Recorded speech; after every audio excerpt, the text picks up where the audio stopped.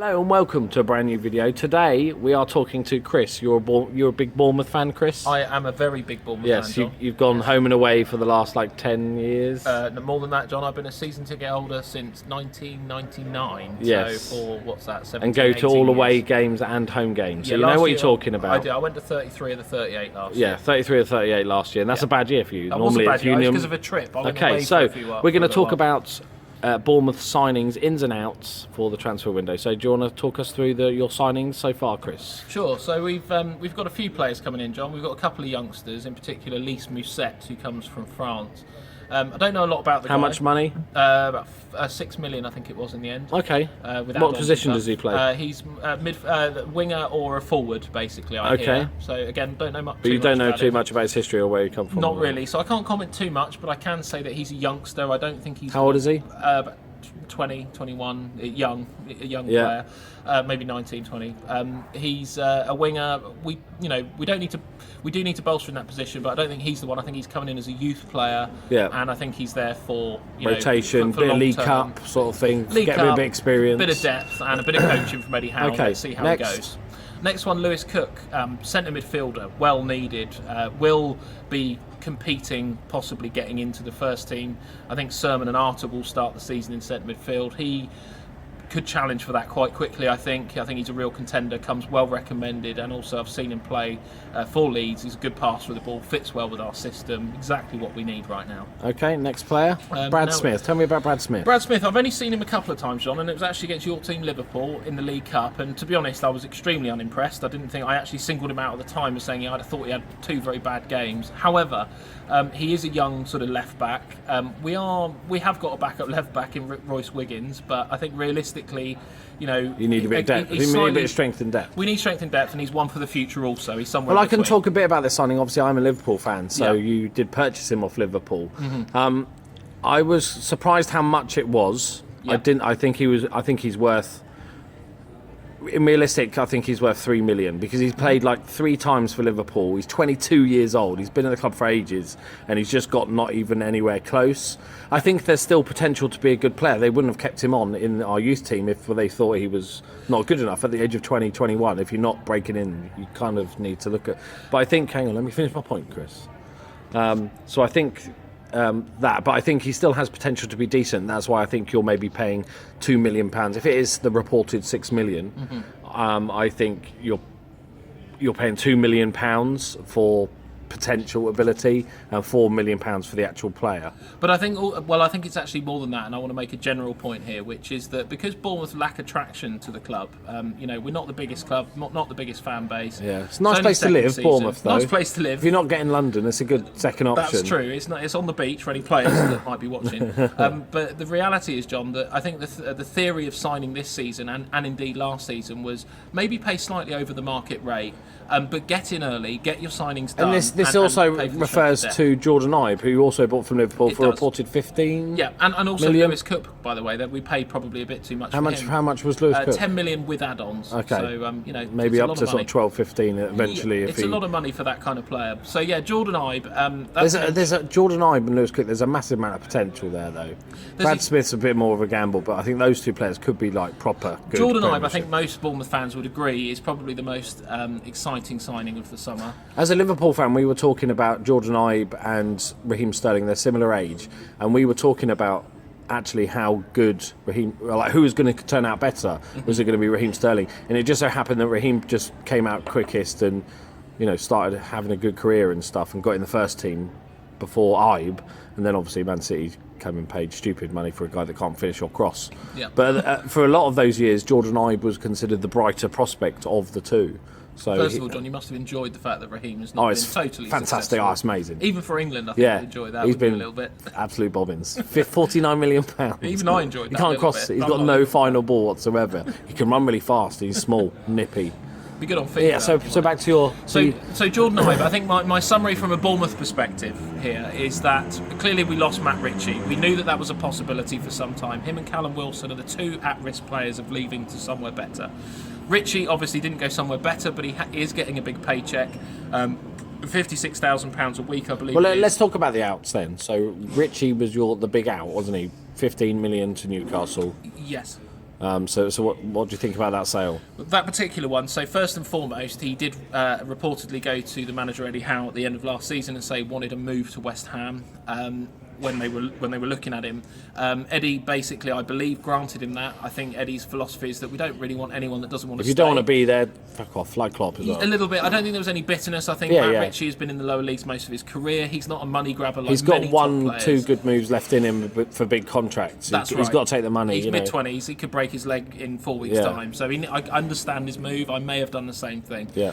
In order to replace him, which we knew might happen, I think Eddie had lined up probably a few targets. Jordan Ibe was clearly one of them. Yeah. And I think Jordan Ibe, the interesting thing is a lot of Bournemouth fans, including myself, it obviously is a gamble to some level, but I think it's possibly, I wouldn't say an upgrade, but I think it'll suit our system better because he's got pace on the wings. We do like to play pace and attack going forward, especially on the break. He offers those things, and assuming he can sort of over the next 3 or 4 years be coached and learn his role, I think he could be a real coup. I'd just like to add one more thing, which is the buyback clause was a slight disappointment because I think Klopp won't sell players without a buyback clause now. That's a German league thing that's. Everybody does that. It's weird in Germany if you don't add a buyback clause if you're a bigger club. And so I think he said, look, I will let you go.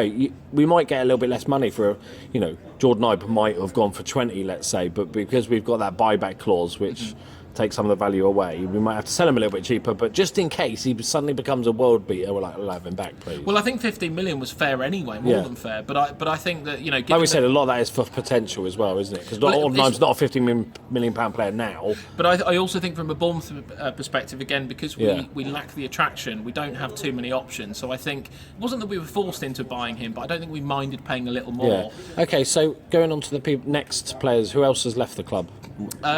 Only really, so Tommy Elphick's probably the biggest named leaver. Centre-back legend for Bournemouth. And I'd helped you up the leagues. I'd like to give out a shout out to Tommy for his contribution for the clubs. Thank you, Tommy, for your contribution the last, maybe 5-6 years.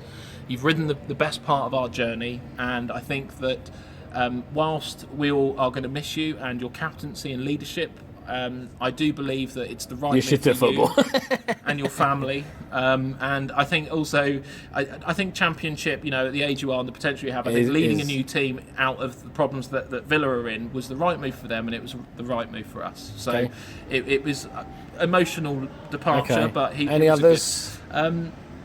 The only other ones really have sort of filtered out over the last few months. We've sent a couple of players on loan. Harry Cornick's dropped down into League One, I believe. What's happened to the guy with no neck? Was it Ryan Fraser? Is he back? Ryan Fraser is an interesting one, John. It's good you mentioned that. Thanks, mate. This year, it's like I planned it. This year's a pivotal season for Ryan. He played for Ipswich. Make or break, isn't it? Because it's like you either get into the team and actually do something useful. Yeah, and obviously last year he went to Ipswich and had a very good season until he got quite a big injury, and he's just come back from that injury now. So and now he's going to be competing for a winger position. We've obviously lost Ritchie. Ibe's come in, but there's we rotate strikers a fair bit anyway. We do a lot of running on the wings. Even within the game, we generally swap and sub both wingers each game.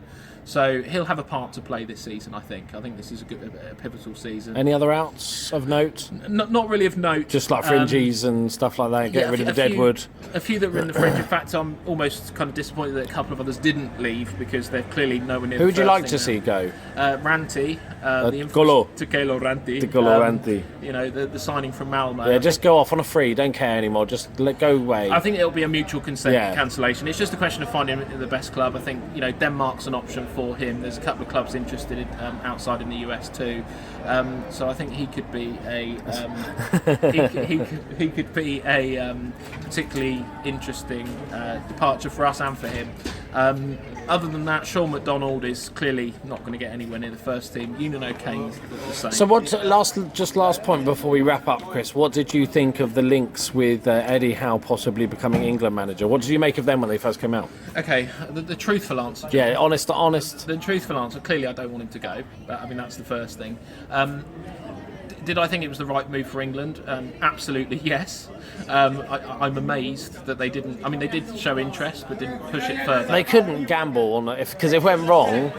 Well, I don't know if that was the case. I mean, we don't know what happened behind closed doors, but I would say that Eddie, I think, Eddie has come out and said he didn't want it. Move. Yeah, so he's, at no point was he interested in the job. So, but I wonder if that was more down to him than the FA. I think I would be amazed if the FA didn't offer him the job. I can understand why he wouldn't accept it at this point in his career. Yeah, so he turned it down. So nothing the FA could do. Then that's why they. If that's the case and that's what happened, then that's probably the normal course of events. If I was in charge of the FA, I'd do everything I could to get him. But you never really thought he was going to go. You're never too worried. There was an element of doubt, John. I think there was a time, especially with the media, they were saying that it could be more likely with Harry Redknapp and other things.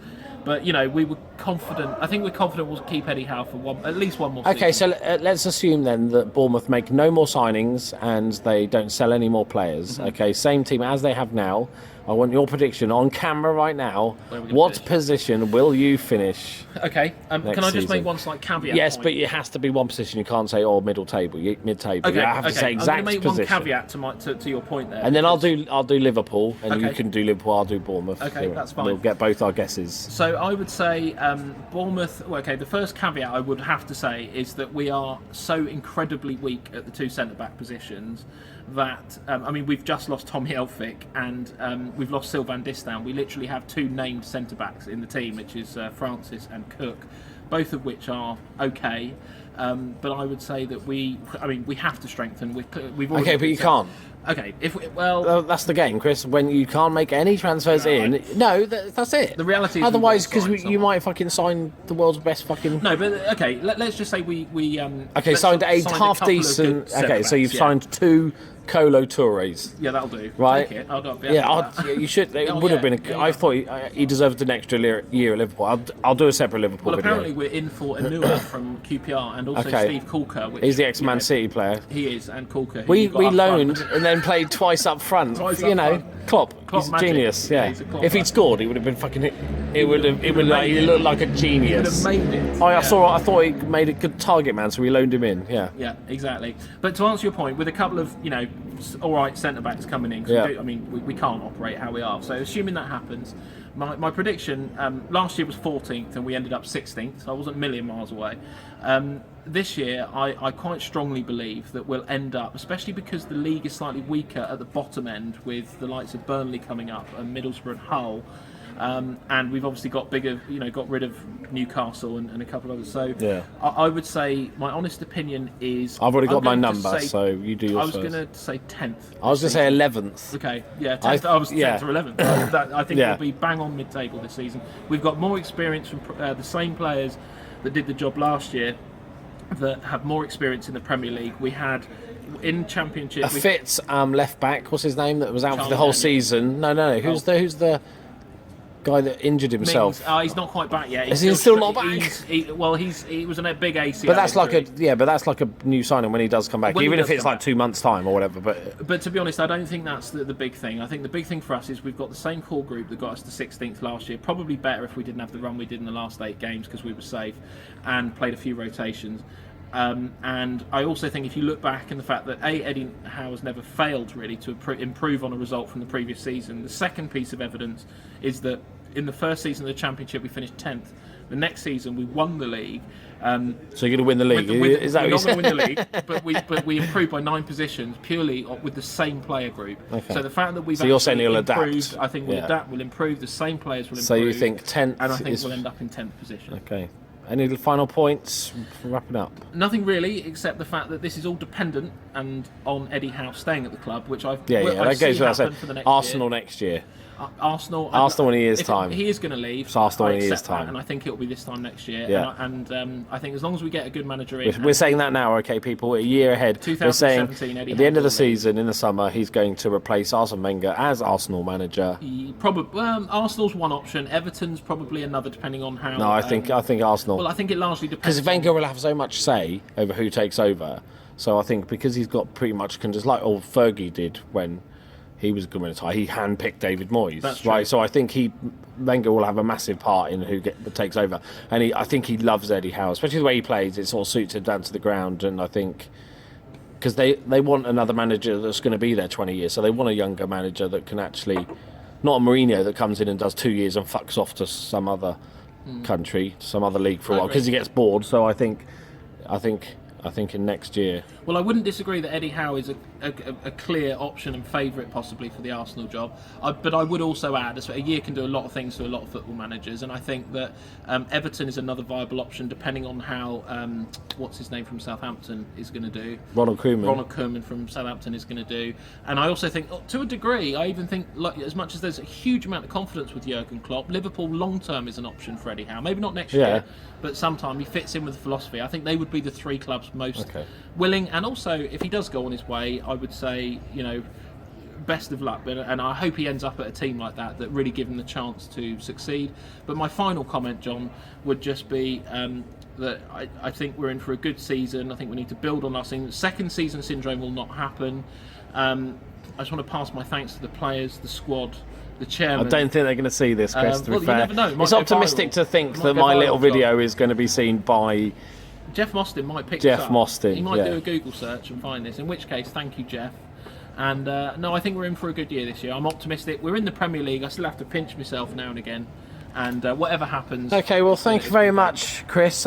We won't say about Liverpool. We'll save that for another video. So go check out the Liverpool one if you want my Liverpool side of things, and also where we think Liverpool are going to finish in the league. So thank you very much. I can just about see me. And just one more thing. Up the cherries. Have you finished videoing? Yeah.